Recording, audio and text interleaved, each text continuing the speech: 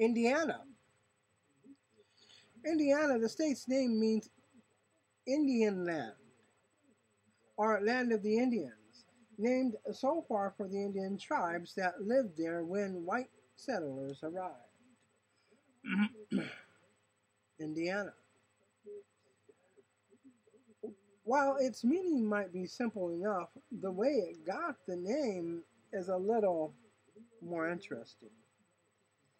At the end of the French and Indian War, the French were forced out of the Ohio Valley, so the Philadelphia Trading Company moved in to monopolize trade with the Indians in the area,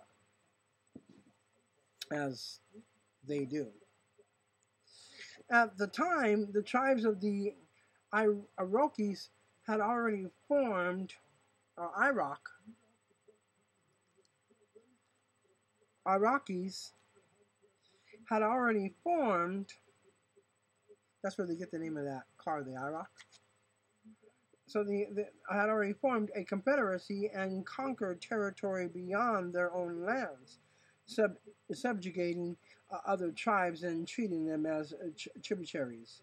In the fall of 1763, members of the Sewanee and other tribes who were tributary to the Iraqis Confederacy conducted raids on traders from the Philadelphia Company and stole their goods. The company complained to the chiefs of the Iraqis Confederacy and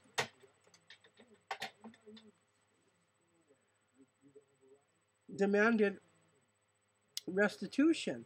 The chiefs accepted responsibility for the behavior of their tributaries, but did not have the money to pay off the debt. Instead, when making a boundary treaty with the English 5 years later, the chiefs gave a 5,000 square mile tract of land to the Philadelphia Company, which accepted the land as payment. The land's new owners, in the search for a name, noted a trend in the way states and countries in both the Old World and New World were named.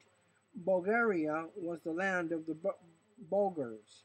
Pennsylvania was the woodland of the Penn, etc. They decided to honor the people to whom the land originally belonged and from whom it had been obtained, and named it Indiana, land of the Indians. The year the colonies declared their independence from Britain, the Indiana land was transferred to a new company who wanted to sell it. And some of the land, though, was within the boundaries of Virginia, which claimed that it had jurisdiction over the land's settlers and forbade the company from selling it. In 1779, the company asked Congress to settle the matter. It made an attempt, but still operating under Articles of Confederation, had no power to compel Virginia to do anything. The argument eventually went to the United States Supreme Court, but Virginia's government officials, strong believers in state rights, refused to become involved with the federal court and ignored the summons to appear.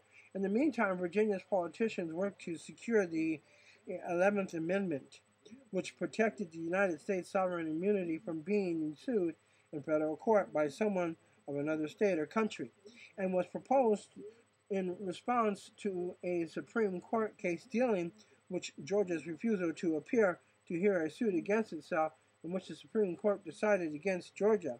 After the amendment was passed and ratified, the company's suit was dismissed, and it lost its claim to the land, which was absorbed by Virginia. The name would come back in the 1800s when Congress carved the state of Ohio out of the Northwest Territory and gave the name Indiana to the remaining territorial land. 16 years later, a new state.